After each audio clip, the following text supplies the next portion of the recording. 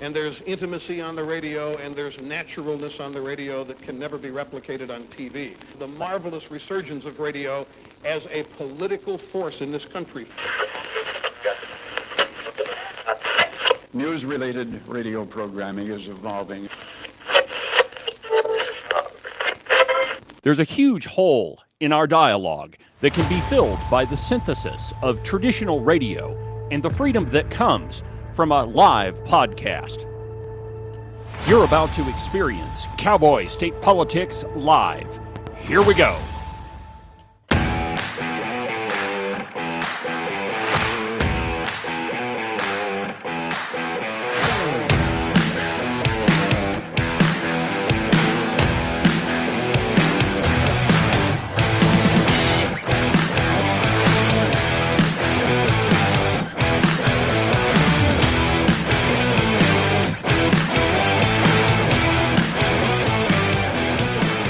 Good morning, my friends, and welcome to another incredible Cowboy State Politics Live.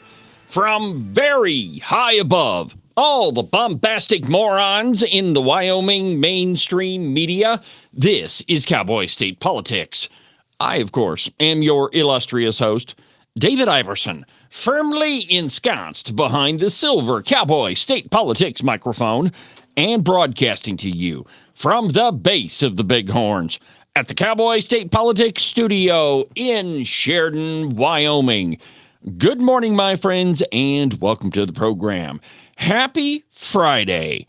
It's been a long time since, it feels like it's been a long time since I've been back in the home studio, but it's only been a week. And, I tend to lose track of time when I'm on the program. Things tend to move so quickly, and it seems like a week can go by and it feels like it was just yesterday. But anyway, my friends, welcome back to the program. Today is November 7th, which, interestingly enough, it has been exactly 1 year since I exposed Becky Hadlock, the Weston County clerk, for all of her election malfeasance, her lying to the media, lying to me. And it's ironic that today, 1 year later, we've actually got charges for her failing to appear for a subpoena. Now, it's not charges for her screwing up the election. It's not the governor removing her from office for being an absolute disaster, and a partisan disaster at that. No. It's not any charges for any of that. It's because she ignored a legislative subpoena to appear before an oversight committee. So we've got that story today. And, that also has some reach into the media's coverage of that, because it was the media that tried to downplay everything about Becky Hadlock. And, I've got one article from it's only been a couple of weeks ago about Becky Hadlock and the legislative subpoena. Oh, but now things are a little bit different. Now, the cowpie has to speak highly of the Natrona County Prosecutor's Office. And so we've got both those stories. But first, my friends, it's Open Line Friday.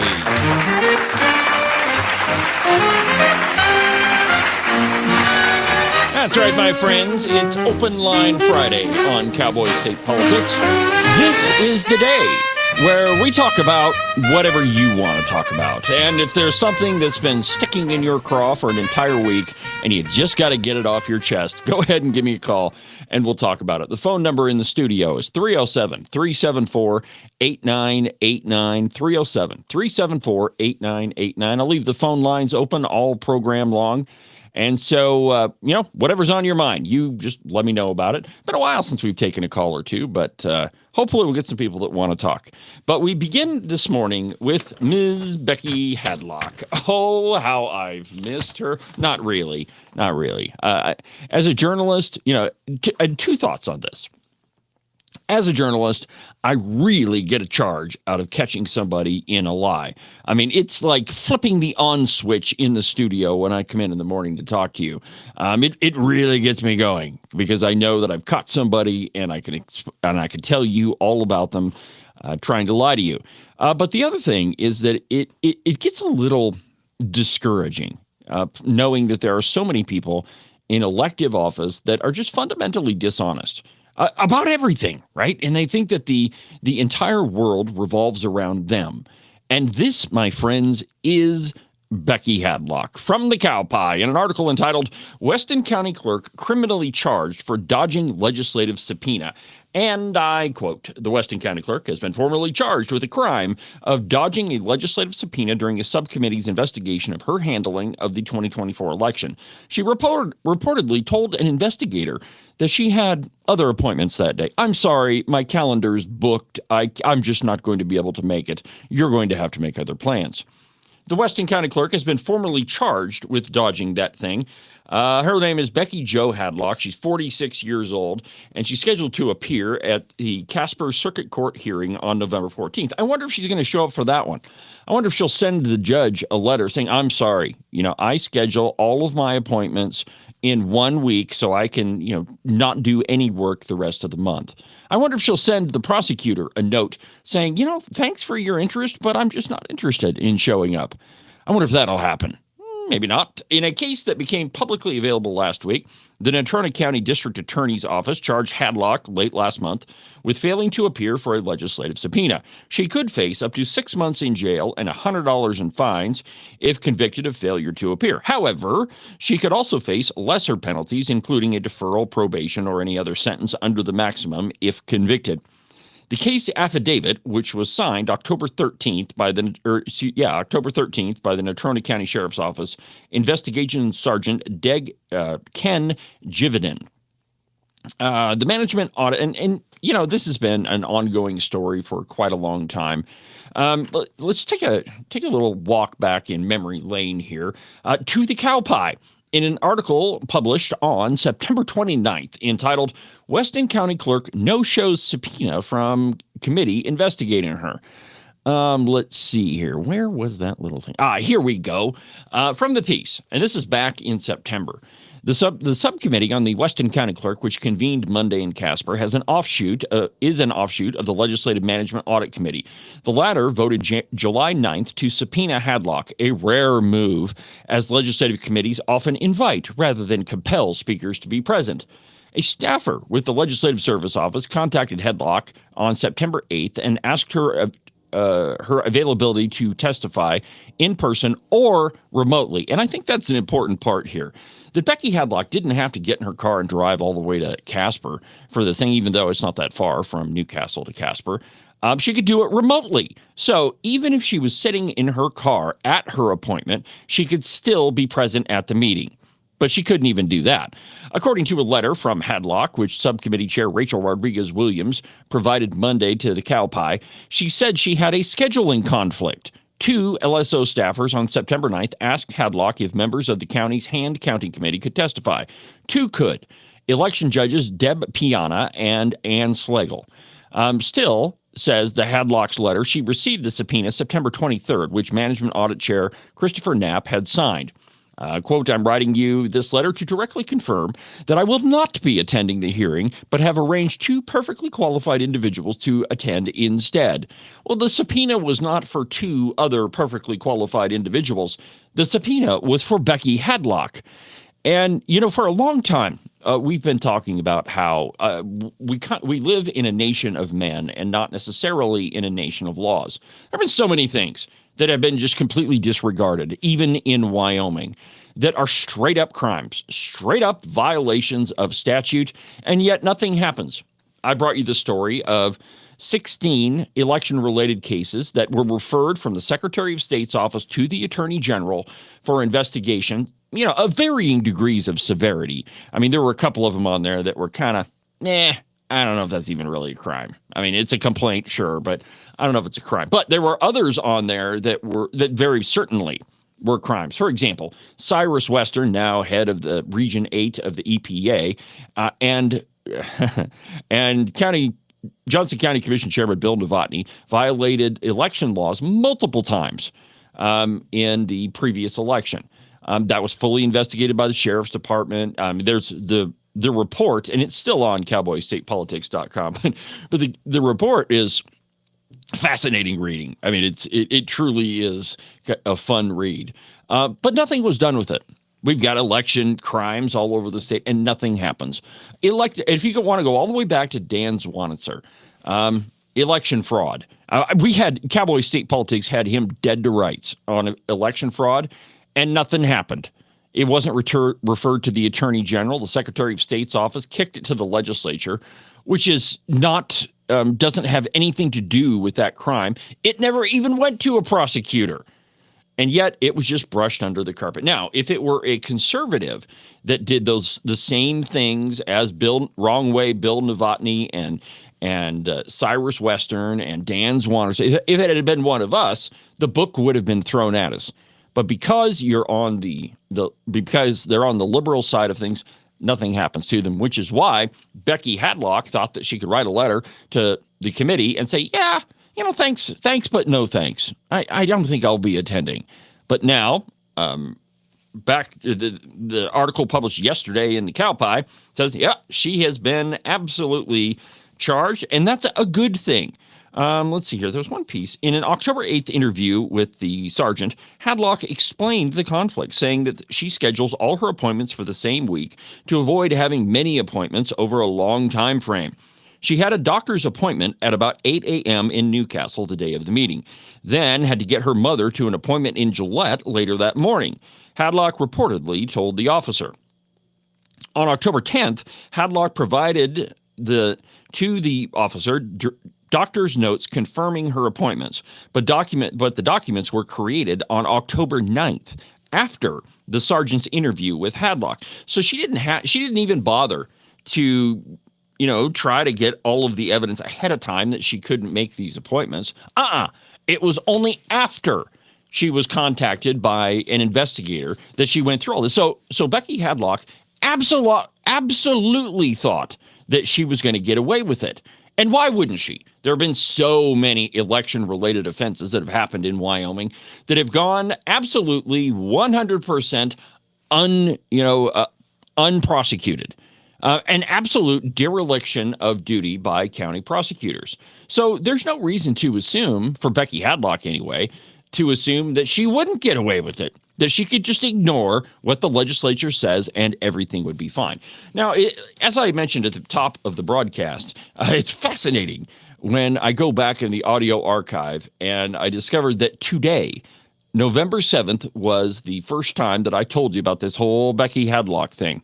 And, there's a larger story here because from the very beginning, Becky Hadlock could not keep her story straight about what happened in Weston County. She did two interviews, one of them with the newspaper in Newcastle, the Newsletter Journal, and then one later with me. Let me just play for you first the very first interview with Becky Hadlock. This is with the Newcastle paper, the Newsletter Journal. So take a listen to this. Becky, can I ask you a couple questions about the election? Sure. Is the House District 1 race count accurate? ES&S is working on that. Oh, it's working on it, yeah. ES&S? Mm-hmm. Are any other races compromised? No. No, nothing else. Who's on the canvassing board? The canvassing board, it's Doug Dory and William Fuller. And William? Fuller? Just two of them? That's all that's required. Oh, yeah. And when will they meet? I'm not sure yet. Yeah, I have no idea when the canvassing board meets. You don't have a date, time, or place? No, I don't. Okay. So, can you call us when you have that? Or I can try, yeah. Oh, I can try to call you. Okay, all right. You get it. But that's what she told the Newsletter Journal. And now the important parts of that is, no, there were no other races that were compromised. Nope, nothing to see here. And by the way, I'm not even going to investigate. ES&S is doing that. All right, so it was a day after that interview was conducted that I talked to her. I just called the office and hit record on the whole board here. And well, here is what happened during my interview with Becky Hadlock. County Clerk's Office, this is Becky. May I help you? Hi, is this Becky Hadlock, the Weston County Clerk? Uh-huh. Hi, my name is David with Cowboy State Politics. I was wondering if you had a couple minutes to visit about your election results. Sure. Sure. When did you first notice that there was a problem with the House District 1 race? Secretary Gray called me the night of the election. Okay, so hold on. That is an important one right there. So this is the county clerk who presumably has presided over several different elections. And she saw them come in and that there were over 1,000 undervotes in the House District 1 race. And weird that Chip Diamond only got about a little over 100 votes. And she didn't see that as a problem. But it gets worse. Listen in here. You didn't see when the results came in, you didn't see a problem with them at all, or?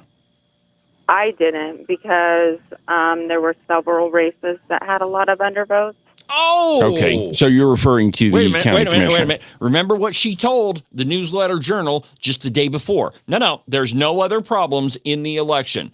But here she is telling me an entirely different story. Race. The commissioner and also the school board. Okay, the school board had 5,000 undervotes. 5,000 votes that, I mean, undervotes? Really? In one race? I mean, I guess there were a couple of different races there, but in, one section of the ballot, there were over 5,000 undervotes, and the county commissioner's race also had problems. So, I mean, just in the difference of a day, and the county clerk should have known that there was a problem. In fact, she's not actually telling the truth, because it wasn't that Secretary Gray called her. Becky Hadlock had already gone to bed. She didn't see a problem with any of the election results in Weston County, and Secretary Gray had to send the sheriff to go get her out of bed. So it wasn't just that, well, Secretary Gray called me and said there was a problem. That's not the whole story at all. Let's keep listening. What is in other elections, what's the normal amount of undervotes that you would see in a Weston County election? Oh, I don't want to comment on that, because I'd have to go back in my other elections to find that. Okay. All right. So when is your it's normal for people to undervote? When is your canvassing board going to meet? Tentatively Friday at 2. Okay, so it's is that the normal time? Because I know here in Sheridan County they're going to meet today, but is that normally when they meet? Yes. Okay, all right. So do you expect to certify the results, or are you going to do an investigation into why there were over 2,000 undervotes?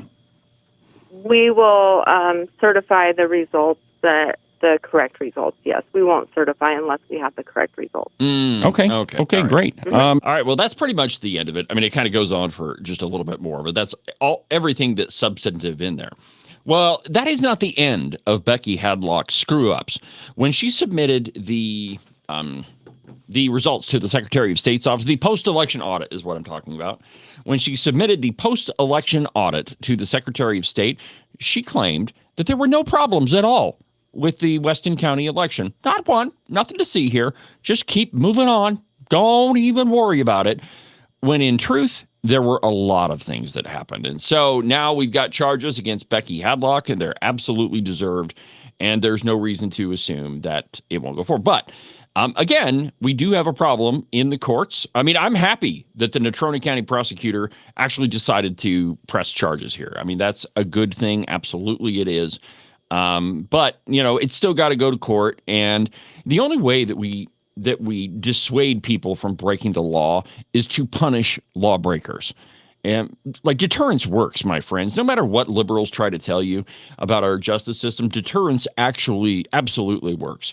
That if other people get charged with a crime for doing, something untoward or doing something wrong, then it dissuades other people from doing that. A good example of that is sending the National Guard into Washington, D.C.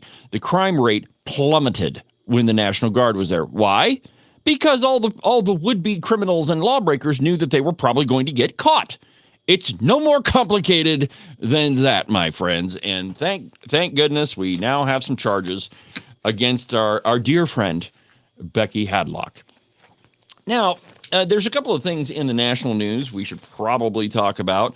The Trump administration was in front of the Supreme Court, I believe it was yesterday, arguing Wednesday, arguing over the tariffs. Now, this one's interesting because the article in the New York Post is entitled "Supreme Court's Conservative Justices Pummel Trump Administration on Tariffs." Now, normally the New York Post is a fairly conservative publication, and so they're not, they're not known for overinflating views from the left. Let's just say that. Here's what they say. Most of the 9 justices on the Supreme Court expressed unease Wednesday about President Trump's use of emergency powers to impose sweeping tariffs on foreign imports. Republican-appointed justices joined their Democratic-appointed peers in hammering the administration's representative with sharp questions about Trump invoking the International Emergency Economic Powers Act to impose duties on dozens of countries. Quote, Congress, as a practical matter, can't get this power back once it's handed over to the president. Justice Neil Gorsuch fretted during the exchange with Solicitor General John Sauer about the 1977 law. Quote, it's a one-way ratchet towards the gradual but continual accretion of power in the executive branch and away from the people's elected representatives. The consolidated case only deals with the IEEPA tariffs, which Trump used to apply broad across-the-board levies, including a 10% baseline rate and an extra 10% on China for its role in shipping fentanyl to the United States. In a sign of how important the case is to the administration, Treasury Secretary Scott Bessent sat in the front row, had a front row seat to oral arguments. Bessent had hoped for a quick decision by the judges, stating in the administration's submission to the High Court that, quote, delaying a ruling until June of 26 could result in a scenario which $750 billion to $1 trillion in tariffs have already been collected, and unwinding them could cause a significant disruption. So far, the tariffs have raised about $90 billion as of September 30th, according to data from Customs and Border Patrol. The law gives the president emergency powers to investigate, block during the pendency of an investigation, regulate, direct or compel, nullify, void, prevent or prohibit importation or exportation of international commerce, and is at the heart of trade agreements Trump has worked out with dozens of countries. Now, the president having the power to levy taxes, honestly, my friends, just makes sense. That you can't wait. If you're in the middle of a tariff negotiation or a trade negotiation, you don't have time to wait you don't have time for Congress to make up their mind. You can't say, hold on just a second, let's wait 5 months and then we'll ink this trade deal. Things don't work that way. The president is in charge of foreign relations. He can conduct foreign policy in any way he sees fit. So there's no reason to assume that he wouldn't be able to conduct economic policy in the same way. It seems to me that the two go hand in hand. But not being a constitutional scholar, though I do possess the ability to read, and I do a great deal, I don't know the ins and outs of this 1977 IEEPA law, but it does make sense, my friends, when you look at the long and the short of it. Who knows how the Supreme Court is going to rule? Sometimes oral arguments are indicative of what's going to happen later, but not always. You never know what's going to happen. So anyway, we'll just have to keep our eyes peeled. And until the Supreme Court rules, you betcha we're collecting tariffs, and we absolutely ought to. And, from a broader perspective, my friends, it makes a heck of a lot of sense to impose tariffs on other countries. They do the same thing to us. So And you hear conservatives talk about free trade a lot. It needs to be free and it needs to be fair. So when a country is putting a tariff on U.S.-made goods of sometimes in upwards of 50%, those companies can't compete overseas. And the reason that other countries impose tariffs is to protect their own companies. And so to ask American companies to compete on an unfair scale is a little bit ridiculous. It absolutely makes sense that you should protect your domestic companies from unfair retaliation, I guess is a good way to put it. But think about it. After President Clinton gave China most favored nation status, the American market was flooded with Chinese goods. And, a lot of them pretty much resembled American-made goods. I remember growing up, we'd go to the clothing store, and there was a rack in the little clothing store in Buffalo, Wyoming. The store's not there anymore. But there's a whole rack with a sign on top of it that said USA made. And my sister and I knew that we couldn't afford to buy clothes off of the USA Made rack. But they were always a little bit more expensive, but they were of a higher quality. And one of the reasons they're more expensive is because the United States allowed countries to flood the American market with cheaper goods, which were made on the backs of sometimes slave labor and really crappy wages. In America, you have laws. You have to pay your employees a certain amount. Other countries don't do that, right? They either have slave labor like the Uyghurs in China, or they just pay their employees dirt wages, which means they can churn out products at a cheaper rate and flood the American market. And so it doesn't make any sense to allow foreign companies to beat up on domestic companies, I guess is the way to put it. So, I mean, I think that it absolutely makes sense that the president have the authority to regulate commerce. And you can't wait for Congress. They can't even keep the government open. Well, which, by the way, we're still in the middle of a government shutdown. And let me ask you a question. All right, the government is shut down. Has there been any significant influence on your life? Has there been, in any way, have you noticed that your life is appreciably, is there an appreciable decrease in the quality of your life because the government is shut down? Well, for some people there is. Like if you're dependent upon SNAP programs. Agent 29 put out a post the other day that I think was spot on. A government big enough to give you SNAP benefits is a government big enough to starve you. And this has been a tool of a lot of oppressive regimes for really long. I'm not saying, well, maybe I am saying the Democrats are oppressing people who are on SNAP benefits, because when people get hungry, they'll do a whole bunch of stuff that they wouldn't normally do.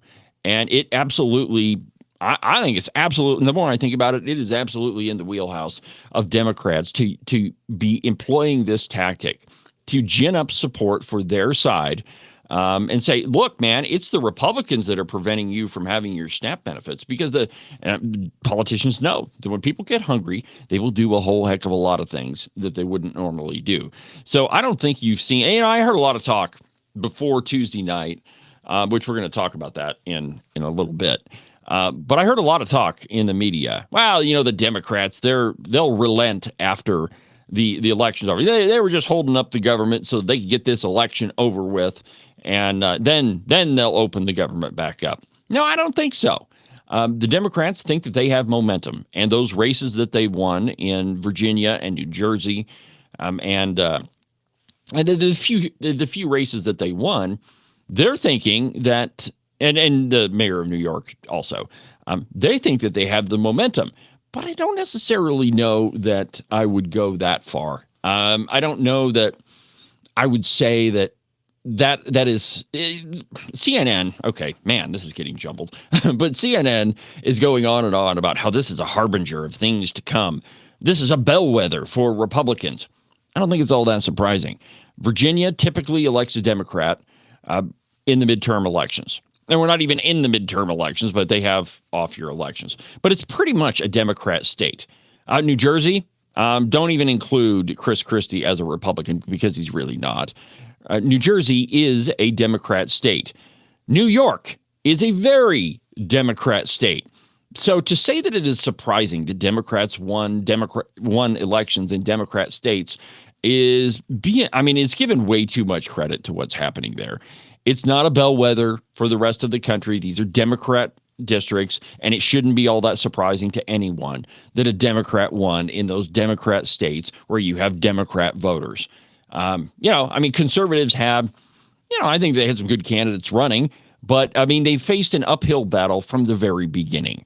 That in order for a Republican to win, they were going to have an insurmountable campaign. Now let's talk about New York for a minute. You didn't really have that great of candidates. You had Zoran Mamdani, and we're going to talk about him in a little bit. Fascinating stuff. Anyway, and Andrew Cuomo and Curtis Sliwa. Curtis Sliwa was never going to win the election. I don't know. I don't know why he wouldn't have dropped out. Maybe because he realizes that Andrew Cuomo is an absolute disaster. He's the guy that put people into nursing homes and signed their death warrant during COVID. That's him. He's the guy that had to resign from office because of his sexual harassment scandal. That's the guy. And so to say that he was the lesser of two evils, I don't know that I don't even know that I would go there. I mean, he's pretty evil. So it was a question of bad versus really bad. And Mamdani had a better campaign. Andrew Cuomo didn't really campaign all that much at all. He pretty much stayed home, whereas his opponent, Mamdani, he was everywhere. Even in the night before the election, he was going to clubs and trying to rally voters there. So he ran a much better campaign. He was much more visible. Andrew Cuomo has all of that baggage. And I mean, okay, so Mamdani's a communist, but he's running against a guy with a whole closet full of baggage, 2 closets full of baggage. And so I don't think that you can look at the victory in New York as any sort of referendum on Republicans. It is, however, interesting, more than interesting, that he's a communist. And I've got a lot of stuff to tell you about after the break. Oh, speaking of the break, so I did not update the ads for our break from our Halloween episode. So the ads are still got some Halloween music with them. That's okay. We got to get a word in from our sponsors. I'll fix them later. But so anyway, we'll take a quick break. And when we come back, we're going to go to Scott Jennings, CNN, Mamdani, and all of that mess. And we'll do that in just a second. I heard you laugh. So here's a Halloween ad. And laughed and then Back you in a minute. left, but now you know I'm utterly mad. And they're coming to take me away, ha-ha. They're coming to take me away, ho-ho, hee-hee, ha-ha. To the happy home with trees and flowers and chirping birds and basket weavers who sit and smile and twiddle their thumbs and toes, and they're coming to take me away, ha-ha. Are you tired of all the meaningless political drivel floating around right now? Endless commentary that really doesn't have anything backing it up? Do you long for the days of true investigative journalism coming from an authoritative source who really doesn't care how popular and apparently good-looking a politician is? Fortunately for you, that's what I do on Cowboy State Politics. New episodes are published every Monday, Wednesday, and Saturday, and you can get them anywhere that you get your podcasts. iHeartRadio, iTunes, TuneIn, really any of them will work. But the easiest way is just to go to the website, cowboystatepolitics.com. There, you can find all of the shows, as well as any of the articles I might bring up during the course of the program. Cowboy State Politics Live, the program you're listening to right now, is broadcast every Tuesday through Friday, beginning at 8 a.m. Pay attention to all of that other block-headed nonsense if you want. Just make sure that you don't miss an episode of Cowboy State Politics. And now, back to our program.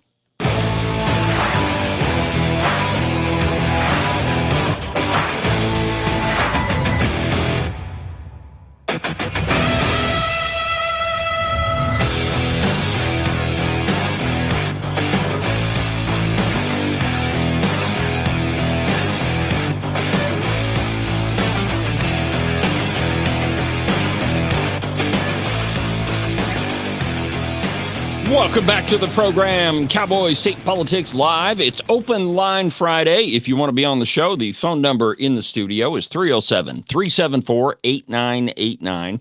307-374-8989. If you want to talk about Becky Hadlock and what a crappy county clerk she is, or anything else, go ahead and give me a call. There's, usually with the cow pie, you have days where there's a lot of news, there's a lot of stuff going on, and then you have other days where there's nothing going on, and that one, my friends, is today. So, and here's my thought process when I'm doing show prep in the morning. Cowboy State Politics Live is mostly about national stuff. The podcast is about Wyoming stuff, but the live program, almost always national things. But I try to headline it with a couple of Wyoming stories. Sometimes that's pretty difficult, my friends. We live in a state where sometimes things happen a little bit slower. Doesn't mean that they're not happening. It means that they're happening slower. By the way, if you make sure that you don't miss tomorrow's episode of Cowboy State Politics, the podcast, it's going to be an interview with the University of Wyoming president, Ed Seidel. And I think it's a pretty interesting interview. I asked him some, fairly direct questions, but in a, and here's the thing with he's the president of the University of Wyoming. He and I do not see eye to eye on pretty much anything. But, he is sitting down. He did agree to sit down in the studio, so you don't want to go at him full bore. So you ask questions in such a way that you get your point across, you get the answer, hopefully, that you were driving at, but you do it in a nice way. And I think the comment he had at the end of the interview is he looked at me and he goes, "This is a very disarming environment." And I said, "Yeah, it's kind of meant to be that way." And he goes, "Well, it makes you feel pretty comfortable and you're willing to talk." And, well, that's the point. But I did ask him some questions, why he's leaving. And if you watch his face, well, of course, on the podcast, you can't see his face. But if you watch the video, which I played yesterday on the show, you can tell. And, there's some other pointed questions. Did you know that we give the University of Wyoming $500 million every 2 years? $500 million. And I straight up asked him, I said, "Hey, are Wyoming taxpayers giving you guys enough money? do you need more?" And the only thing he would say is, "Well, you know what? You're going to have to listen to the interview to get his answer." But that'll be published tomorrow for a weekend update. All right, let's move on. Mom Donnie, Scott Jennings, CNN. There's a whole bunch of stuff here, my friends, from the Daily Caller. Scott Jennings warns the Democrats that Zoran Mamdani and Jay Jones winning will be terrible for them in the long run. You see, this is just an opening act. And if you listen to what Zoran Mamdani said in his acceptance speech, well, I think that he is absolutely serious about being a communist. At one point during his acceptance speech, he said, there's no problem too big for government to solve and no issue too small for government to care about. So, New York, you're in for it, baby. You voted for this and you get exactly what you deserve.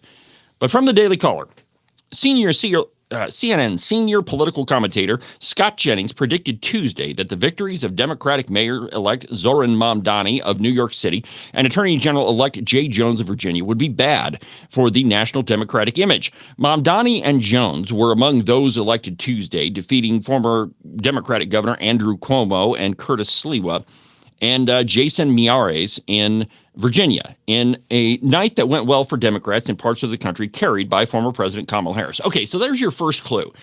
These areas of the country went for Kamala Harris. And so to suggest that that is some sort of harbinger for Republicans is ridiculous. These people voted for Kamala Harris. So it's not exactly Republican districts at all. So any of this bullcrap that you hear from the Democrats and their acolytes, that this is somehow a big deal for, to watch for Republicans, I think is really pretty disingenuous. Let's see here. Here you go. Here's Scott Jennings. Check this out. Look, these are blue states, and Democrats were supposed to win.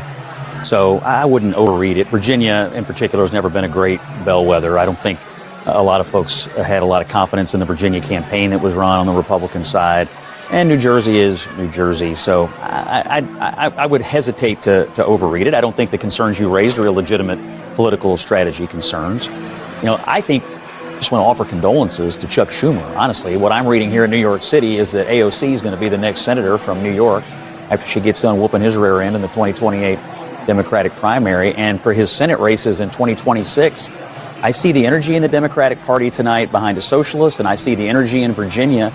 Democrats looking the other way on a violent candidate for attorney general who says he wants to murder Republicans and their children. If you think you're getting rid of Graham Plattner in Maine now, think again. This is a terrible night for national Democratic image, given what is happening inside their party. Mamdani is an avowed socialist. Next. It's not what people say that he is. It's what he says that he is. He's now the leader of their party. That's their... Okay, hold on right there.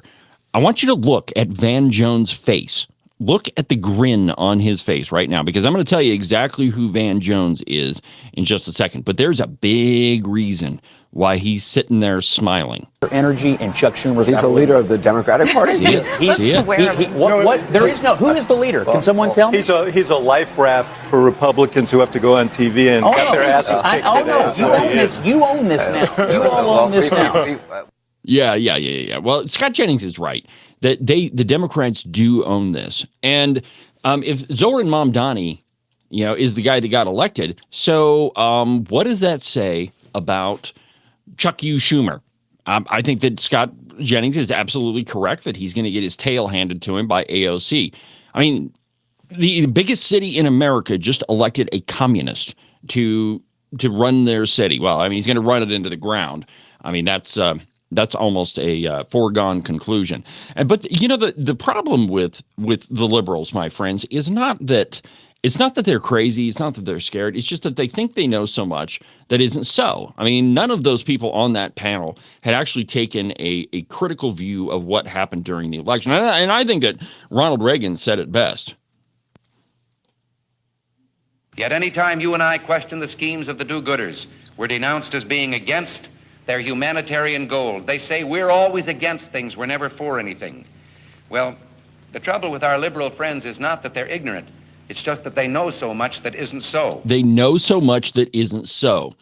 And so for Democrats to say that Mamdani's victory is going to be great for the Democrat Party, I think is pretty short-sighted, and there's a couple of reasons for that. First, he's a radical communist. That's not me saying it. That's not Scott Jennings saying. That's what he said. He's the guy that said that he wants to seize the means of production. And only an avowed communist would say that. And let me just pull this up for you real quick. I'll play it for you one more time. Let us not forget who Mamdani is. Listen to this. But then there are also other issues that we firmly believe in, whether it's BDS, right, or whether it is the end goal of seizing the means of production, where we do not have the same level of support at this very moment. And what I want to say is that it is critical that in the way that we organize, in the way that we set up our work and our priorities, that we do not leave any one issue for the other, that we do not. So we have to seize the means of production. Only an avowed communist says that. And so what is that going to look like in New York? Well, he's already said that, he's going to have government-run grocery stores, which will be an epic failure. They've been a failure every single time they've been tried. And I think one of the telling things is when, I believe it was Mikhail Gorbachev, came over to the United States to visit, his first visit here. They went to a corner grocery store, and just your run-of-the-mill grocery store, and he started crying. He started crying because of the grocery store, because he said he had no idea that there was such abundance in America. And he said it was at that moment that he realized what was going to happen to the Soviet Union. And that is the difference, because you cannot have overabundance of everything. You cannot have a good quality of life if you're going to stray outside of a capitalist system. And if you institute communism in a city, which I'm going to be fascinated to watch what Mamdani does with that. But if you try to institute any sort of, seizing the means of production or mass communism or anything, and I don't think that Mamdani is going to be capable of transforming the entire economy of New York, though he is going to try.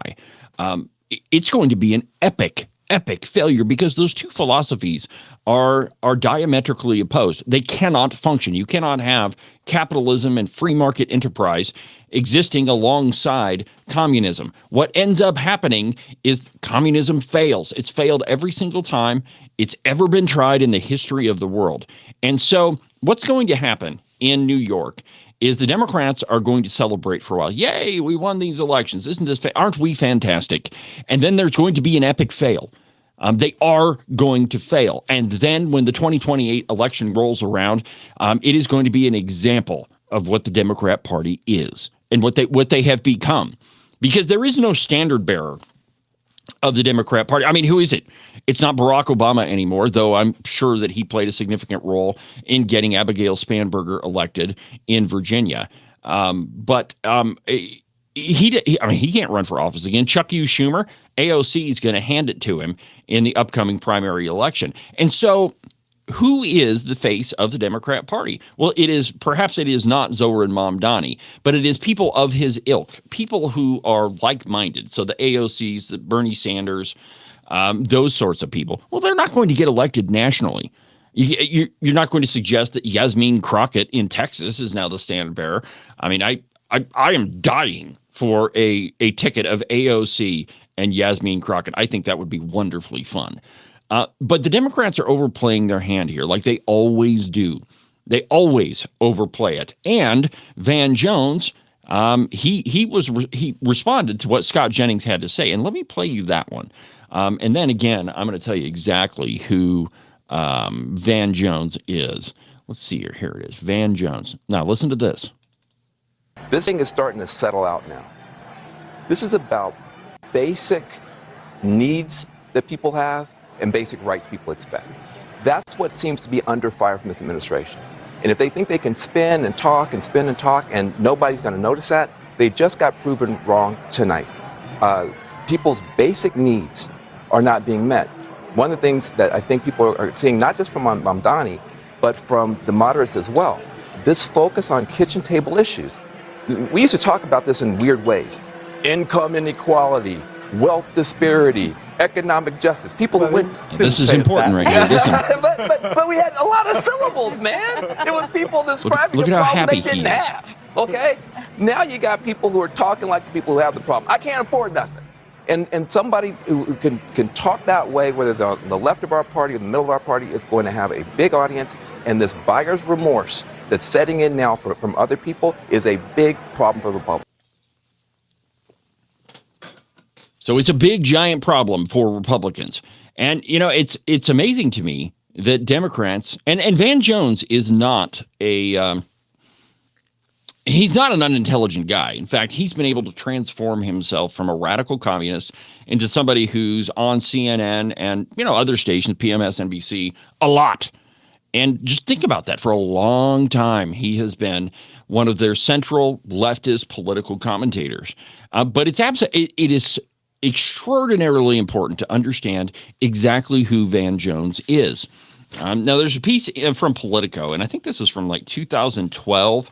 But it's, again, we have to really understand who exactly we're talking about with Van Jones. And here's this piece from Politico, and I quote, when he resigned in 2009, and Van Jones was nominated to be the Obama's Green Czar. I mean, I don't know where we came up with this word czars, but I mean, it's interesting that it goes back to Russia. Of course, that was before Lenin. But anyway, when he resigned in 2009, few doubted that Jones was finished in Washington. The progressive movement, quote, needed a focal point the way the Tea Party has provided a focal point for the movement, said Gloria Totten, president of the Progressive Majority, an advocacy organization for the left. Now, remember, this Politico article is from 2012. That's happening. Things have moved in that direction, and Van deserves a lot of credit for that. Oh, Van, yeah, you did some great work. In an interview with Politico, Jones rattled off statistics he says show that Rebuild, which is his one of his organizations, has passed its right-wing model in measurable categories of organizing, nearly twice the number of organizing house parties that the Tea Party had, and almost triple the number of participants in drafting its online manifesto, even without the Koch brothers, even without Fox News blowing it all up. Now, remember, this is about the time of Occupy Wall Street. You remember that, when there was a whole bunch of leftists that were camped out in the middle of New York? And Van Jones made a serious concerted effort to try to tie Occupy Wall Street to compare Occupy Wall Street to the Tea Party.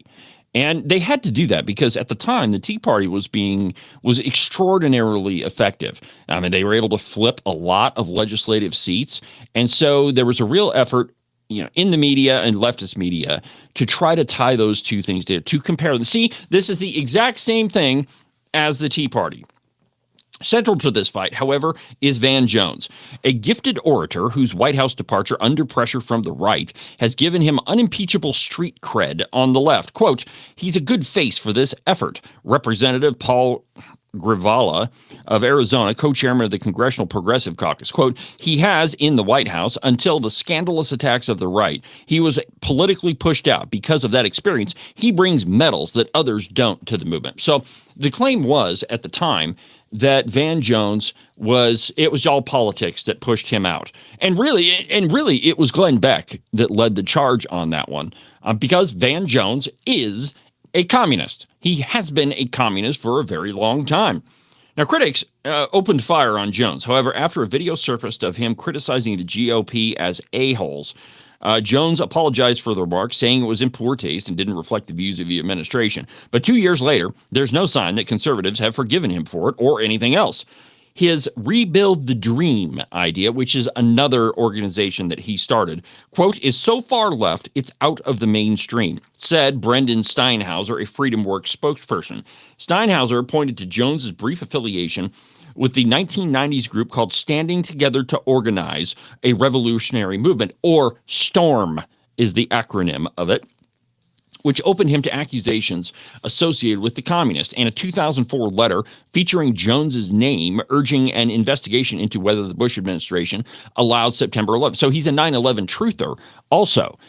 In the Times essay, Jones wrote that he was falsely accused of signing a petition being passed around by 9/11 conspiracy theorists. Okay, so I just signed a petition. It was no big deal. I don't really believe that sort of stuff. I don't even know why you would say that.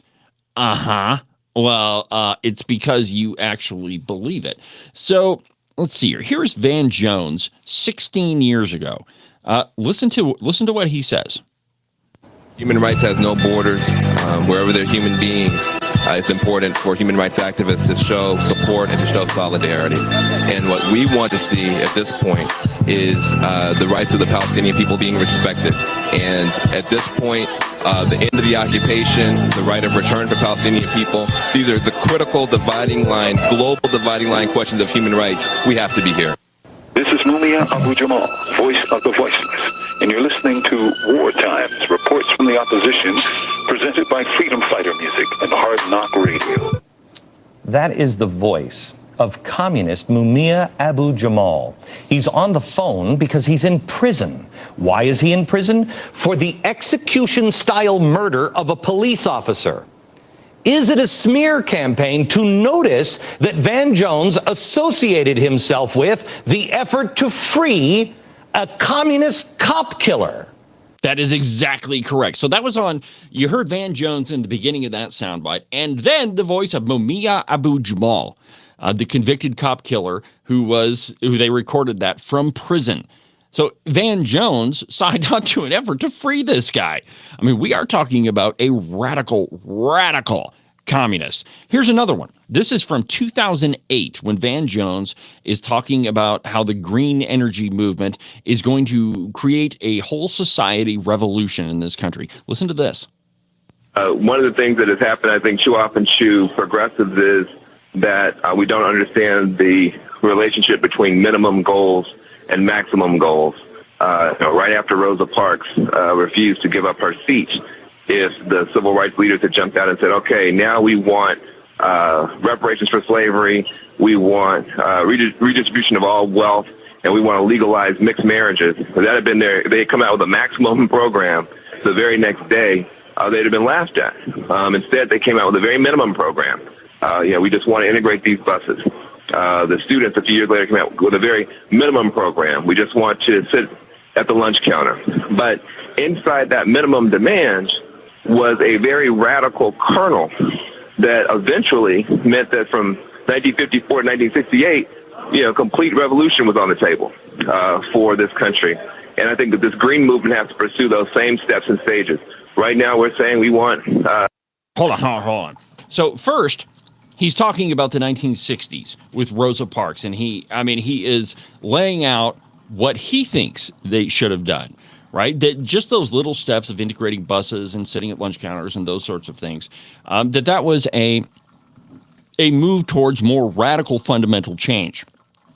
That's how he views it. Now, in this next part, he's going to tell you how all of this focus on green energy is going to be the start of an entirely new revolution in America. Listen, this is the guy that was on CNN with Scott Jennings. Listen to this.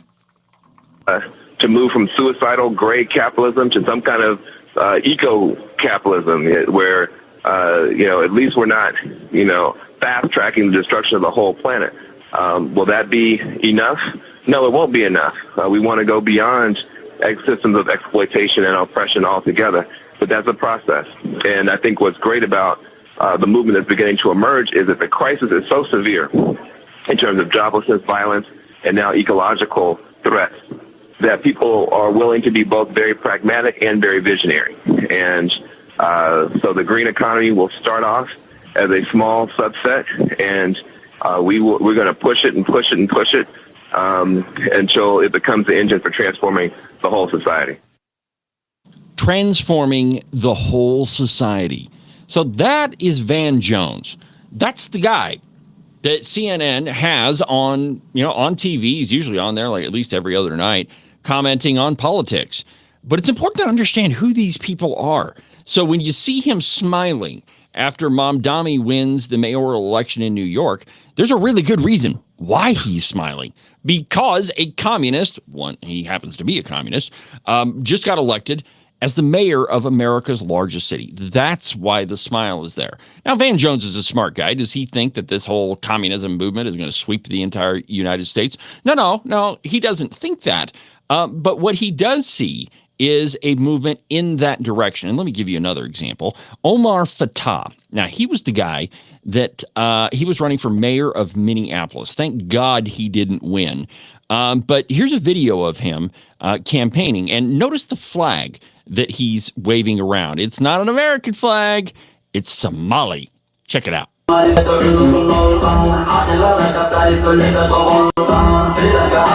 alaikum. Assalamu alaikum. Somalia. Hiran State. Mawisle. Early voting was hadda illa November 4. I need your vote. I need you. Hadan Udkina, hello. We're going to win. Okay, well, they're not going to win. And thank God, as progressive as Minneapolis and Minnesota is as a whole, thank God they didn't elect that guy. But he was running for mayor of Minneapolis. And, at the same time, you've got Mamdani up in New York. And, the two people are running for they're in the mayoral race for two pretty big cities in America. That tells somebody like Van Jones that they're making effort. Now, Van Jones has been in this effort for a really long time. I played you two sound bites from almost 20 years ago when he's talking about some pretty radical stuff. So he knows that these things take time. And so the reason why Van Jones has a smile on his face is a communist just got elected. Does he think that there's going to be any success there? No. He doesn't believe that at all.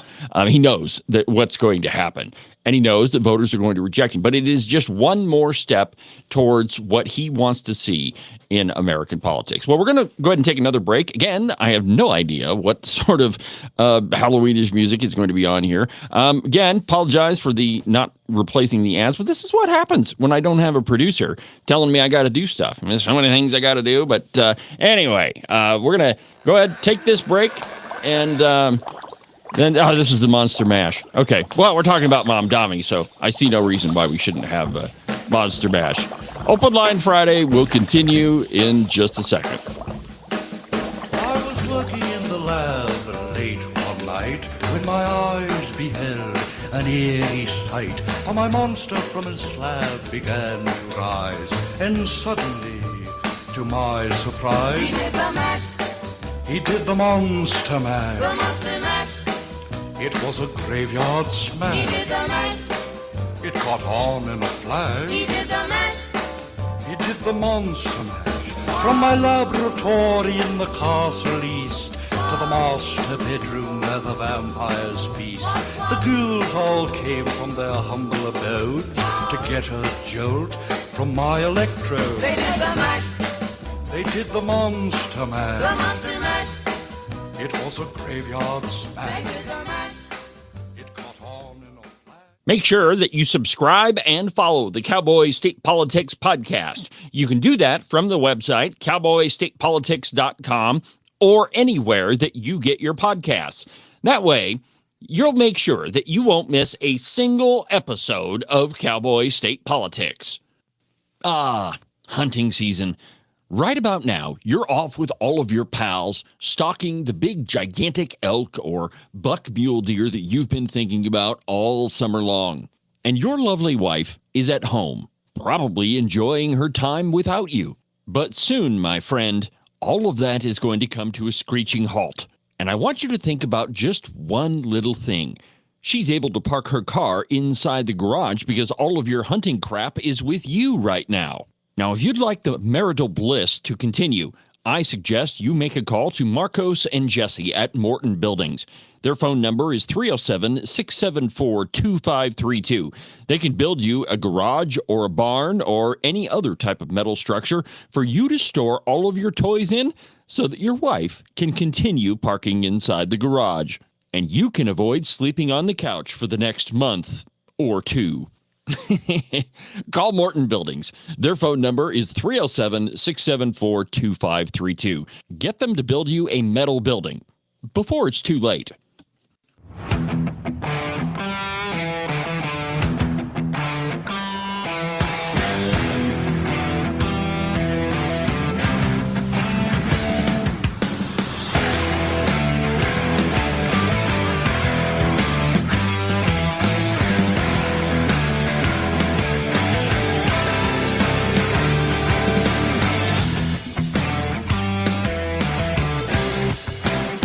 Welcome back to the program, Cowboy State Politics Live on a Friday. That's right, my friends. It's Open Line Friday if you want to be on the show. The phone number is 307-374-8989, 307-374-8989. Also, make sure that you, I guess I should tell you this. Here in the very, very, very, very near future, I'm going to start the Cowboy State Politics newsletter. Don't know what the name of it's going to be called. I got to come up with a creative name for it. All newsletters have some sort of name, like the Limbaugh letter. Got to have something creative. But I can't send it to you if I don't have your email address. And so if you go to cowboystatepolitics.com, the very first thing you'll see is a pop-up that says, hey, join the newsletter. Give me your email address and I'll put you on the list.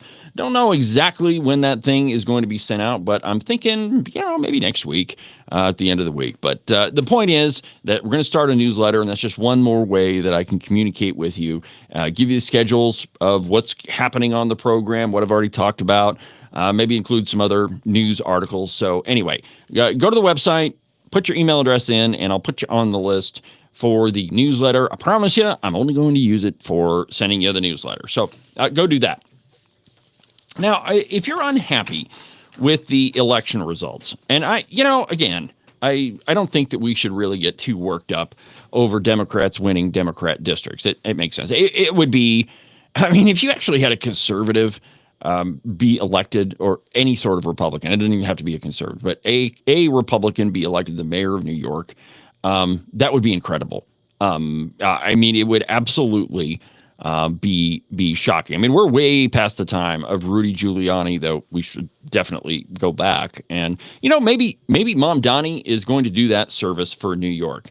It'll be 4 years of misery if he doesn't get kicked out of office for some reason. Democrats are always pretty well corrupt, so you never know. We can always hope, we can pray. But after 4 years of living under Zoran Mamdani, it's going to be worse than Bill de Blasio and Andrew Cuomo ever thought of. But after 4 years, we're probably going to see things turn around. Politics always works on a pendulum. But, my friends, if you are depressed about the election results on Tuesday, there's one group that you can blame. And I'm getting so much trouble for doing this segment, but what the heck, it's my program. I'll do whatever I want. From the Daily Caller, a piece entitled, Unhappy with the Election Results? Blame Women. I'm not even kidding. All right, so, and I quote, Democrats and Republicans alike can't resist an opportunity to dissect the crises supposedly afflicting young men. And if you notice that, all over in the media, it is young men all the time that are being attacked. It's either pornography or video games or unmade beds or laziness or loneliness or alienation or radicalization. There's a whole long list of things, and it is always an attack on men. But maybe, hold on just a second. I think I hit the sneeze button there the first time. But let's talk about women for a little bit. NBC News News' exit polls from Tuesday's elections reveal an overwhelming preference for Democratic candidates among women aged 18 to 29. In Virginia, 81% of female voters backed Abigail Spanberger. I guess DEI doesn't matter anymore to those women because she defeated Winsome Sears. And in New Jersey, 81% of young female voters backed Mikey Sherrill for governor. In New York City, 84% of young female voters backed Zoran Mamdani. Note that these numbers include young women of all races. Generation Z is the least white American cohort to date. Non-white Americans tend to lean Democrat. Non-white women even more so. New York City has a total non-Hispanic white population of 31%, according to the consensus. So if the majority of that 31% voted for Mamdani, it would be easy to assume that, yeah, the majority of women did. Now, here's a man on the street interview with, in New York. And I think that, I don't know if this is stereotypical, but it is, because here's the reason why. Mamdani didn't offer any real policy prescriptions. Okay, yeah. So he said free buses and government food stores and, community policing. We all know what that means. But as far as exactly how he's going to do it, he never went into that. So check this out. What's your favorite Mamdani policy? Huh? What's your favorite Mamdani policy?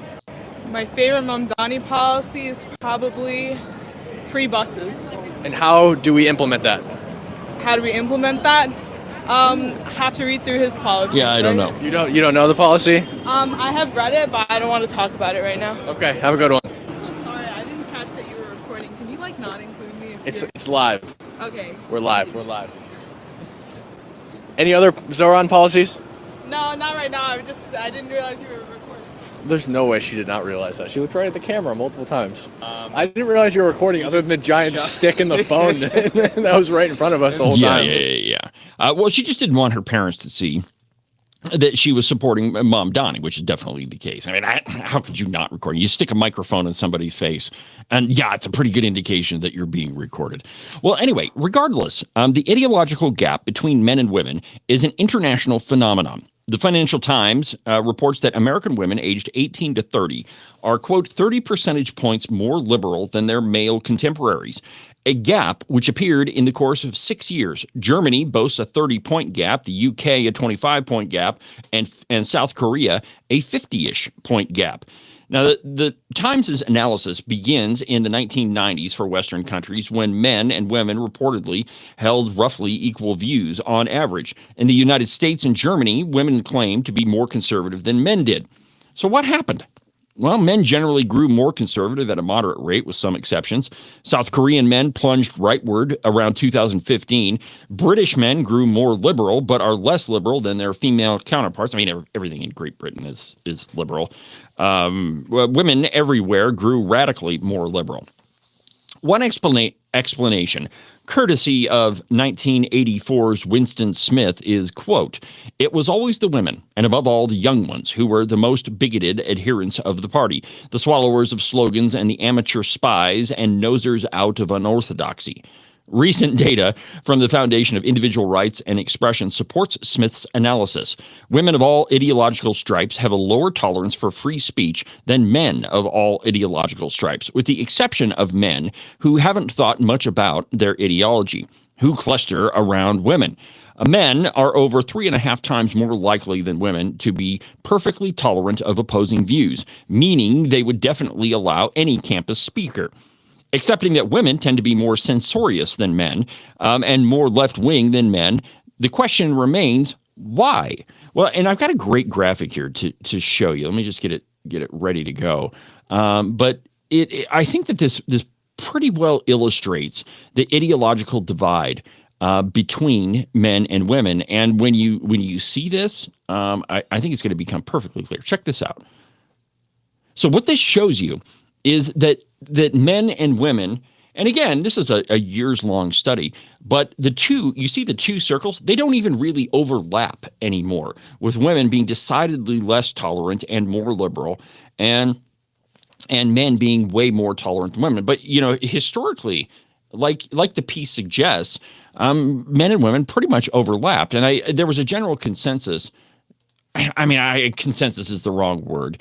But generally speaking, men and women, overlapped a little bit with, women being a little bit more liberal than some men. But men being larger, stronger, and are better suited for physical contact, women are probably better suited for social aggression. That is, being less tolerant and more censorious. Censorship and strict enforcement of orthodoxy is a form of social aggression. It's punishing those who threaten social harmony. When applied to child rearing, this looks something like, stop arguing with your brother. Why? Because I said so. Women are more sensitive to emotional feedback than men, noticing and adjusting their behavior in response to subtle facial cues. Recall that the Salem witch trials were spurred by the testimony of 4 young women. Elizabeth Hubbard was one of the original accusers, testified against 29 people by the end of the panic, 13 of whom were hanged. Hubbard, quote, was able to manipulate both people and the court into believing her. One way she and other girls did this was through their outrageous fits in the courtroom. Women tend to be moved by the cries of the vulnerable, an instinct exploited by the left's emphasis on empathy for supposedly marginalized groups. Women tend to place a greater emphasis on group cohesion and consensus and are sensitive to minute changes in status. Think of the business card scene in American Psycho, a film which was successful and funny because it portrayed men acting like catty teenage girls. This isn't to say that female sex is uniquely malevolent. It is to say that women have a unique psychology predisposed to certain goods and certain evils.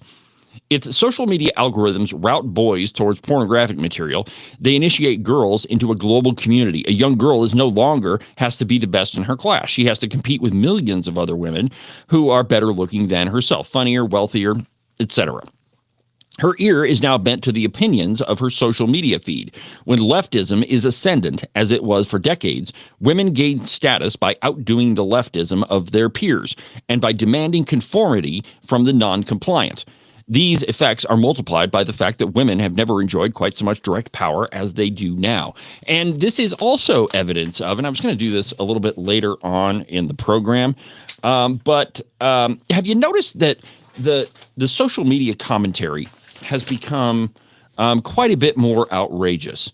And by that I mean that so the Democrats, Chuck U. Schumer, put out a piece that he was swearing. He dropped the F-bomb several times. And there's this idea on the left that if you are more vulgar, if you are more outrageous, you are going to resonate with more people. And the reason for that is online, the more outrageous and the more profane clips that you see, they tend to get more views. Have you noticed that? You tend to click on something that seems to be more shocking. Oh, I can't believe that he said that. Let me take a listen.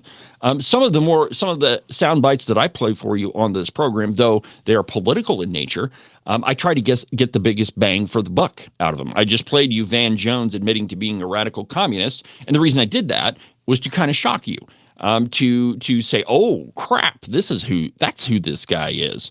Well, the same thing happens on social media. So the more profane it is, the more hits, the more likes, the more shares it gets. So one example of that is a woman named Jennifer Welch, and she's a popular left-wing podcaster. She made headlines a while ago by saying, let's see if I can find it here. Here we go. Yeah. All right. So she made headlines around the Cracker Barrel scandal. You remember that one where they were going to completely redo the insides of Cracker Barrels, make it more modern, and they were going to modernize the logo, and they received the same backlash that a lot of other companies had for going woke. Though this was slightly different. I'm pretty sure the people that were in charge of Cracker Barrel were definitely of the woke variety. But at the time, Jennifer Welch got on her podcast that I think her podcast is called I'm Sick of It or I'm Tired of It or something. But anyway, here's what she said, and you'll notice the string of profanity, which of course is bleeped out. But take a listen to this.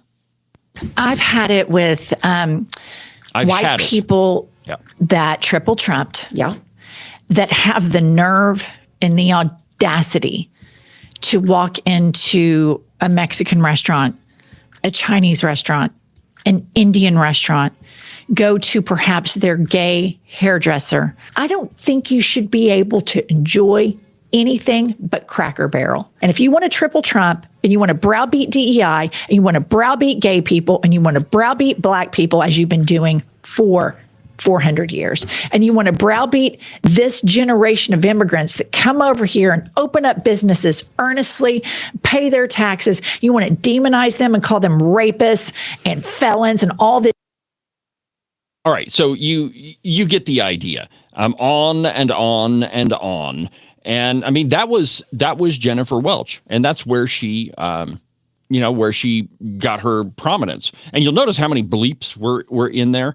That's a direct result of saying things that are shocking on the internet. And you can see that. And Jennifer Welch, I'm not saying that she's representative of all women. I'm saying she's an example of the social media culture that we are existing in. And, let me give you another example.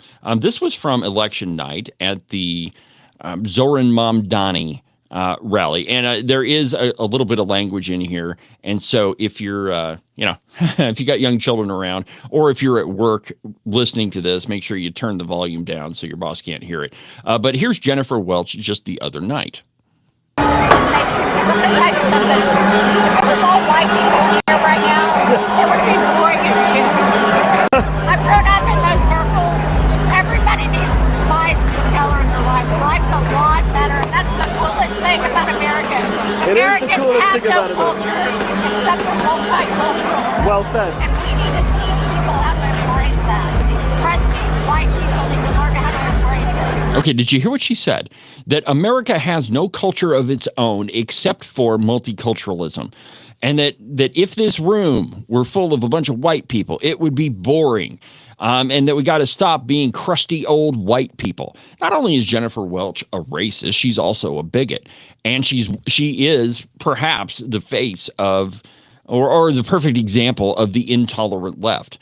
But that sort of attitude gets propagated on social media. And that's why I think the piece, that I just referenced a minute ago is worth a read. Because I think it points to the real difference between, politically anyway, between men and women. And if you want to know why Zoran Mamdani got elected in New York, it's white liberal women who, they rely on their empathy more than anything. And that's all that Mamdani had. You'll notice that he didn't really have any real descriptive policy prescriptions. So Americans, and here's what this Jennifer Welch said, and just one more time. Americans have no culture except for multiculturalism. Have you noticed that term keeps popping up all over the place? Multiculturalism. What is it? Well, that multiculturalism is the idea, and it's false, by the way, it always fails, is that a variety of different cultures can exist in the same space, and you can still respect everybody's different culture, and it has to be unique and distinct, and that there is no melting pot. You see, America exists as a melting pot, that you bring your culture to America, and we take the better parts of your culture and we throw it in a big pot, and it makes a big pot of soup. And that is the American culture. It is a mix of all sorts of different people. Now, Welch's racist dismissal of white Americans' rich cultural history is notable, partly because that culture protected her while she raised a family.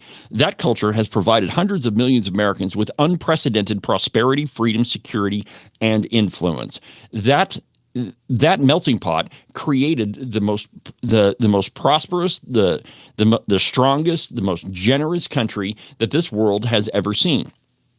It has also provided her with freedom, technology, and income to broadcast her progressive crap and contempt of Americans' shifting cultural values toward freedom, faith, and family. But her statement also reflects the progressives' hate for Americans' 300-year-old culture of freedom and limited government. I mean, she is, and don't go try to watch her podcast. You'll end up, buying new TVs and replacing windows because you've thrown things at them. In September, shortly after the political murder of Charlie Kirk, former President Barack Obama described this ambition as a progressive-run experiment on Americans. There's never been a diversity experiment like this, where you have people from every corner of the globe show up in one place, Obama said, and he added, "We progressives say that we can somehow figure out how to get along in diversity and maintain our private beliefs and pray to God in our own ways and retain aspects of the cultures that we bring from wherever it is that we're coming from."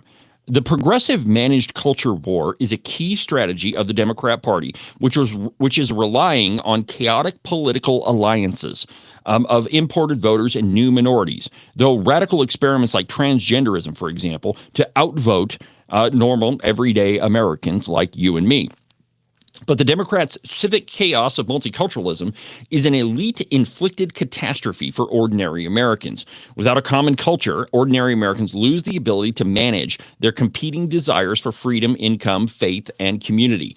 Americans evolved and unwritten cultural rules help them earn a living, get married, raise families, without having to pay progressive lawyers who are eager to become all-seeing cultural judges of families. The civic cost of multiculturalism is increasingly obvious in Europe, where hundreds of millions of women are now forced to live among men whose culture is dictated by the very foreign and very aggressive culture of Islam. So if you want to see the results of multiculturalism, which is the thing that people like Jennifer Welch and a lot of those people that voted for Zohran Mamdani, just look at London. London is no longer an Anglo-Saxon city. It is now an Islamic city. And there are, and to some degree, this is happening in America. There are what are called no-go zones in London. That is, police don't go there. Those zones in London are governed by Sharia law. Now, we're not quite that far off the cliff here in America, but we do have Dearborn, Michigan. We do have places like it where it is entirely run by a specific culture that is radically opposed to American culture. And so the reason why I keep hammering on this is to show you the cultural threat, maybe threat is wrong, the cultural influence that multiculturalism has on America. That is, instead of one cohesive, community unit, you end up with disparate groups that have sometimes, many times, have competing interests. And now, just take for example, or just imagine, if you would, a community that's split down the middle, one side Christian and one side Islamic. Do you really think, if in a multicultural environment, that those two groups are going to exist in perpetuity in harmony? I would say that if they're governed by different philosophies and different modes of thinking and different laws, no, they're not going to. It is diametrically opposed to the very idea of America.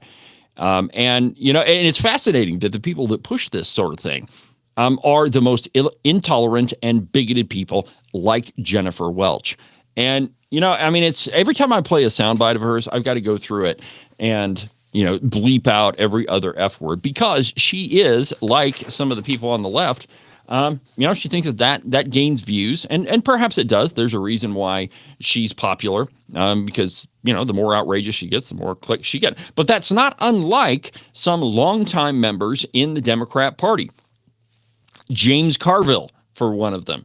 Now, James Carville has never been the guy that you would take to a dinner party and expect him to act accordingly. He's never been that guy.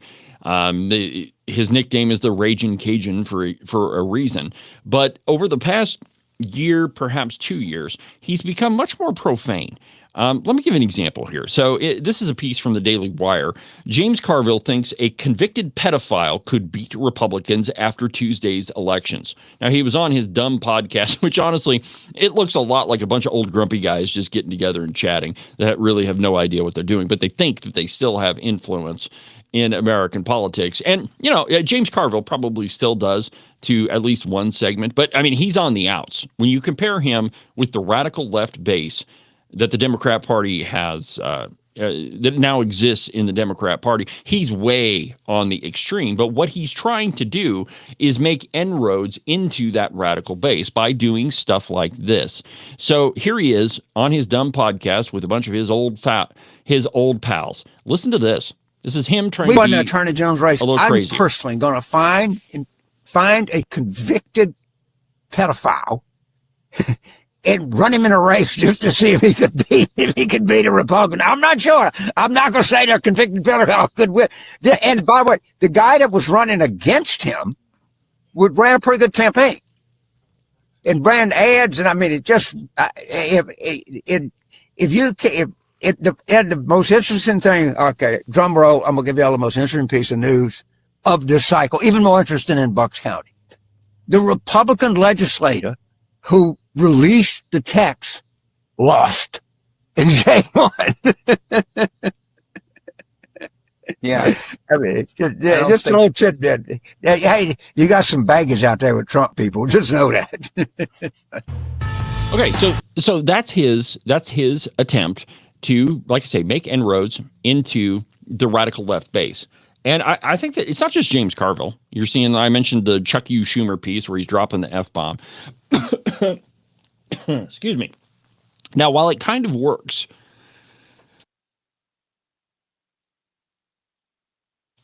for James Carville, because he always has been kind of the outrageous guy. I mean, that is so far removed from when he said that, when he told Bill Clinton, it's the economy, stupid. And that's where he's, where he was versus where he is now. And I guess if that's what counts for political analysis now, wow.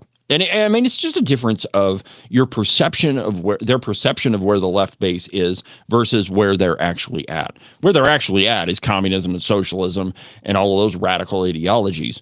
Where the old guys in the party think they're at is just being more outrageous. And it's and if you're on the political left, well, first, if you're on the political left and you're watching this program, good job. You finally come over to the right side of thinking. But if you are on the left,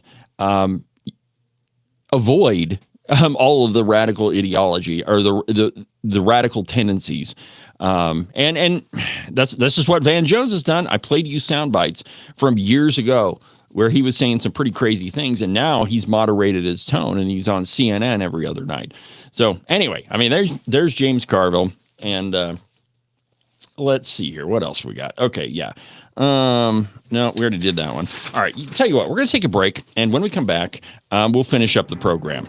More mistaken Halloween music. At least this is a little bit better than Monster Mash. Back in a second.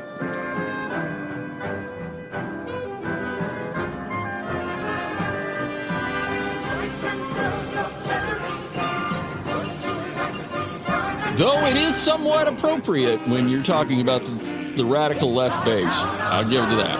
All right, here's the break.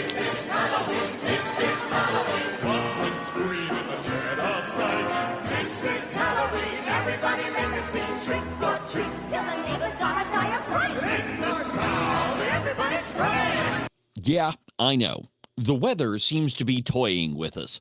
60 one day, 42 the next, and pretty soon, my friends, those 6s and 4s are going to turn into 3s and 2s. Though we all want to avoid it, that white stuff is coming, my friends, and you will be shoveling the walk in it. It's cold, it's unpleasant, and nobody likes to do it. But you could make it just a little bit more comfortable and prevent your feet from turning into a giant block of ice. In fact, you could keep them nice and warm and toasty, and your toes will never even know that they're outside. The rest of you may be frozen solid, but at least your feet won't be. To make all this happen, you just need a pair of socks from the Buffalo Wool Company. They are the finest socks that I've ever put on my feet. To get you a pair, go to their website, thebuffalowoolco.com. Trust me, you won't be disappointed. Are you one of those guys that listen to the president just a little bit too closely and now you're tired of winning? Are you getting the feeling that there's been way too many good things happening in our country and you just can't take it anymore? Well, if you are, and you think you should follow Rosie O'Donnell's example and get the heck out of Dodge, you need to call Rebecca Bextel at eXp Realty. She'll make those foreign country living ideas a reality for you. All you have to do is call 307-699-3519, and she'll make sure some freedom-loving, red-blooded American will now live in the home that you no longer want. If you want to sell your house, or if you want to buy one that's way better than the house you have right now, give Rebecca a call. Again, her phone number is 307-699-3519. I've never felt the freedom like I do. I feel stronger every day, don't you? Well, I can show you how. A new day, a new way. Watch out, I'm only gonna get stronger. A new day, a new way.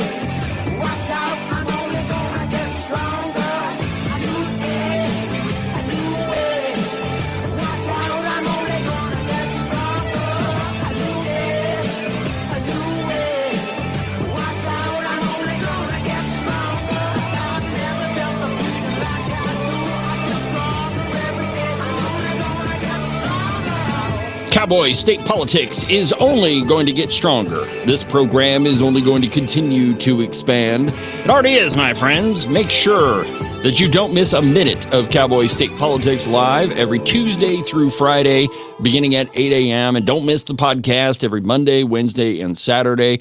Tomorrow's show is going to be the interview with UW President Ed Seidel. It's an interesting discussion. And don't forget to subscribe and follow the program. You can do that at the website, cowboystatepolitics.com. And while you're there, make sure you sign up for the newsletter. I can't send you one if I don't have your email address. So sign up for that. Well, before the break, we were talking about how the culture of the left has moved in a decidedly, it's the culture of the left, so you never really know. But they've moved in a really radical direction. We've got Mamdani in New York. There's that Omar Fattah, who thankfully he didn't get elected in Minneapolis.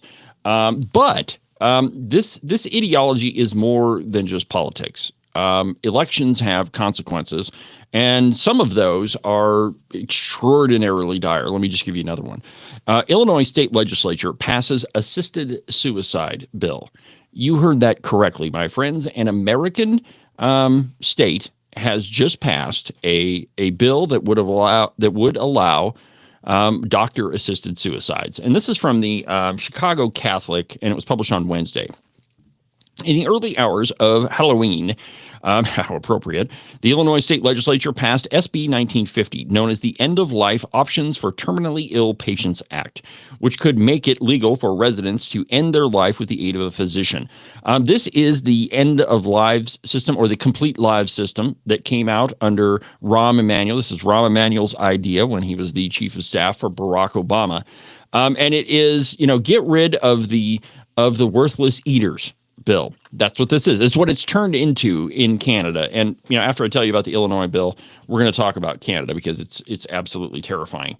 But let's see here. The bill is headed to J.B. Pritzker for approval. Quote, with the passage of legislation to legalize assisted suicide in Illinois, the Illinois General Assembly has put our state on a slippery path that jeopardizes the well-being of the poor and marginalized, especially those in the disability community, and have foreseeable tragic consequences, the Illinois Catholic Conference said in a statement. With all the assaults on human dignity and the growing number of vulnerable people we see every day, sadly, the leaders and members of the General Assembly who voted for this offer a suicide as a response. So in other words, where this has ended up in Canada is if you think your life is crappy, well, you can just end it. You're just going to be a worthless eater anyway. And so it's better to just end things right here. Oh, and if you're terminally ill, or you say you're terminally ill, yeah, we can just do away with it. I mean, this is monstrous. State leaders failed to consider advances in palliative care that can help people suffering from terminal illnesses, the conference said. Rather than signing this bill, we asked the governor to expand and improve palliative care programs that offer expert assessment and management of pain and other symptoms. These programs support caregivers and help ensure patient care is coordinated with other services. So you've got a really progressive state that has just decided that, it's okay if people just end their lives. And, the complete lives system under Rahm Emanuel, and this is getting the Wayback Machine, but basically it looked like a bell curve. And at the top of the bell is, you're 25 to like 35, 38, right? You're in the prime of your life.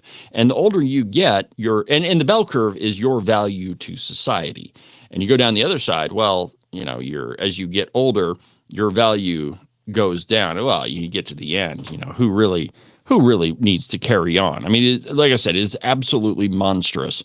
And it speaks to the ideology of the left, where people really don't have, as individuals, don't really have any value anymore. And, you're not producing enough, and you're not valuable enough as a person. And so, in Illinois, it's just ended. I mean, it's just horribly shocking. But this thinking, and again, I mean, we're going all the way back to the time of Jack Kevorkian, Dr. Death. Now, there's a reason why he died in prison. The Blaze From the Blaze, Canada pauses assisted suicide program for the mentally ill due to lack of physicians. Couldn't have been a God thing, could it? Or maybe the whole Hippocratic oath of do no harm, it took over. But from the Blaze, Canada has put a temporary pause on its assisted suicide program for those suffering only from mental illness. The country currently offers assisted suicide for those terminally or chronically ill, but Canadians are still split on extending the same option to those suffering only from mental illness. Some have suggested that psychiatric care in the country could be better, which would otherwise dissuade some people from deciding to die. The controversial policy would permit any Canadian with an incurable disease to apply for assisted suicide, even if the condition is not life-threatening. The program would be one of the most liberal assisted suicide programs in the world. Canada's initial effort to introduce medically assisted suicide took place when the Supreme Court ruled in 2015 that forcing someone to deal with intolerable suffering violated the fundamental rights to liberty and security. However, the law was expanded in 2021 to include anyone who experienced, quote, grievous or irremediable situations, including depression or other instances of mental illness. Consequently, and listen to this number, 13,000 Canadians took advantage of the assisted suicide program in 2022 alone. When the program took off, Conservative Prime Minister Ed Fast said, quote, have we gone too far and too fast with Canada's assisted suicide program? We will evolve into a culture of death as the preferred option for those who suffer from mental illness, or will we choose life? However, health officials are reluctant to expand the program. I wonder why, suggesting that there are not enough physicians, specifically psychiatrists, to effectively diagnose and treat those with mental illness, according to a statement made by Health Minister Mark Holland and Justice Minister Arif Virani. The system needs to be ready, and we need to get it right, Holland said. It's clear from the conversations we've had that the system is not ready, and we need more time. So, the point here is that we are not rapidly approaching a culture of death. We are in one. When you have countries and states saying that, well, if you're at the end of your life, really, there's no reason to continue on. You don't need to hang out with grandkids or anything. It is absolutely monstrous. And when you add on top of that this country alone has killed 64 million babies since Roe v. Wade, I think it's pretty clear that we are in a culture of death. So what's the answer? The answer to this is more God. It's more Jesus, and it's less relying on science. We're living in a world that has focused on radical humanism for the last 50 years. And, that man is the measure of all things and that we can do everything through technology. Well, when that fails, if you don't have God in the picture, you end up agreeing with people like the assembly in Illinois or the folks in Canada. There's really no reason to just continue on. You don't have anything offered to this world, so let's just end it. It is monstrous, my friends. And by the way, if you are suffering from depression or mental illness, go talk to somebody. For crying out loud, go find a psychiatrist, go talk to your family, go talk to your friends, go find a preacher, go find somebody, go talk to them. And in the country, we have the 988 hotline. Go call somebody. Your life has value and your life has meaning. Don't throw it away. And for God's sake, don't move to Illinois or Canada. But this is not, before I was telling you about multiculturalism, and I forgot I had this piece. In fact, I have a couple of them. This one's from Reason.com. Town votes to boycott any business that sustains Israel's apartheid. Fascinating. First of all, there is not apartheid in Israel. Israel is a free society. There's a huge number of Arabs Islamic folks that live in Israel. It's the only free place in the Middle East where you can practice your religion free of worry what the government is going to do to you. But in Massachusetts, in Somerville, Massachusetts, they voted Tuesday to pass a non-binding ballot measure recommending the city officials abstain from contracting with businesses that sustain, quote, Israel's apartheid, genocide, and illegal occupation of Palestine. Okay, first of all, Palestine has never been a country, ever.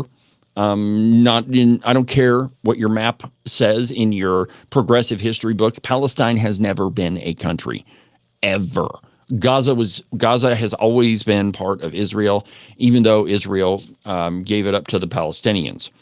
The initiative was brought forth by Somerville for Palestine, an intergenerational, interracial, interfaith group of Somerville community members united in our steadfast advocacy for Palestinian liberation. By the way, Palestine did have their own country. The Palestinians did have their own country. It was called Gaza, right? It was given to them by Israel. And through a tremendous amount of support of Israel, by the way. The only reason there's a lot of water in Gaza is Israel. One of the reasons why they have crops in Gaza is Israel. And so this whole idea that it is this two-state solution, which means one-state solution. They did have that, by the way, when Gaza was, in 1985, the Palestinians declared that they were an independent country, though.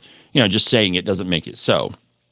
Anyway, so it's awfully vague phrasing of the resolution. Determining whether a business is Israeli is difficult enough, considering the myriad of stakeholders and shareholders in publicly traded multinational corporations. Whether a business, quote, sustains Israel's apartheid is even more opaque, regardless of one's feeling on the humanitarian crisis in Israel. One of the group's flyers cites Hewlett-Packard as a business that is complicit in Israel's apartheid. The Boston-based public radio station WGBH reports that Hewlett-Packard provides Israel with, quote, an automated biometric identification system that is installed at Israeli military checkpoints in the occupied West Bank. The West Bank is not occupied. It is run by the Palestinian Authority. And by the way, it's not really the West Bank. That is Judea and Sumeria. Anyway, according to the activists, the city has awarded the company $1.7 million in school contracts over the past decade, an average of $170,000 a year. On its website, Somerville for Palestine lists military contractor Lockheed Martin with 1,222 shares of stock that are in the Somerville City Employee Pension Fund and construction equipment from Caterpillar, whose machinery the group claims has been widely used for house demolition and settlement construction in the occupied Palestinian territory. Are you getting the idea that things in Somerville, Massachusetts are probably not going to end too well, since they're not going to be able to get equipment to build anything or buy computers or associate with anybody that has any connection whatsoever to Israel? It's unclear how the measure will be effectuated. Somerville for Palestine says on its website that the measure was, quote, non-binding by design. When it passes, lawmakers are then tasked with implementing it in a lawful and responsible manner. There's good reason to be concerned about Israel's treatment of Gaza, and Americans who feel this way should put their money where their mouth is and donate to one of the many relief organizations administering humanitarian aid to Palestinian non-combatants. But city officials should invest pension funds in the most prudent manner possible, not base their investment strategies on who has put in orders for Caterpillar equipment. And, by the way, right after October 7th, I did a really long episode. I did a lot of research. I stayed up really late at night going through all of this. And Gaza itself is about 60 square miles. And if you take and I don't remember the exact figures here, but if you take the number of rockets that were fired into Israel from Gaza, there was enough for every single acre in Gaza. An acre is only 43,560 square feet. One rocket was fired from every single acre in Gaza. Now, if you're sitting on an acre and you fire a rocket, you are going to know. And so just about everybody that lived in the Gaza Strip knew what was happening. Now, Israel went to great lengths to notify so-called non-combatants that they were coming, that there was going to be a war, that they were going to attack through text messages, emails, dropped leaflets, radio announcement. Over and over and over and over. Provided maps on here. Here's how you get out. Here's the area you can go to that we're not going to attack. No other country in the world does that, by the way, except, of course, the United States in World War II. We did that. But no other country these days notifies their enemy that, hey, we're coming and get out. And so you had a choice to stay in areas in Gaza that are going to be attacked, or you could leave. And so at the very least, if you decided to stay in those areas, well, you in a way are complicit in that. because you knew that it was happening, you knew what was going on, and you chose to stay there anyway. Now, I get it. It's your house. It was your home. But when you're told over and over and over, look, this is what's coming. And, there's a lot of propaganda online. And, I mean, there's a lot of what I consider anti-Semitism going on the right. That they're just oppressing the Palestinians. Well, it's a war. And by the way, they had a ceasefire, and the people they're fighting the war against refused to abide by the ceasefire. So don't tell me that there's all of this outrageous persecution happening in Gaza. The truth is that, countless people in Israel have been killed at the hands of the Palestinians, suicide bombers, rockets that are fired into Israel over and over. I mean, it's almost constant. So you can't convince me that that attack wasn't warranted. And by the way, if you do the math on the amount of people that were killed on October 7th, proportionally, that would be the same as 30,000 people being killed on 9/11. Now, what would we do if Mexico or some other Canada or whatever, some other country fired rockets into the United States and killed 30,000 people? What would we do? It would be an all-out war, without question. I mean, there would be, and the approval rating, even after September 11th, the approval rating for George Bush went through the roof. It was a crazy time. Most of the people, and a lot of the people that are alive today don't even have any memory of 9/11. Nor do I think that they're taught all that much in school about it. But there were very few people that were not in favor of going after whomever knocked those buildings down. And so when you compare what the United States would have done to what Israel has done, they're one and the same. And so for folks on the right to assert that if you support Israel or if you support AIPAC, we have to, we can't even talk. That is ridiculous. It is absolutely ridiculous. Israel has a right to defend itself. And if you are unwilling to discuss that, then frankly, I don't know. I don't know what to do, but I've seen, in the past month, I've seen lots of stuff online that I consider to be wholly anti-Semitic. And it's coming from a fringe group on the right. And, if you happen to be one of those people, give me a call. Let's talk about it.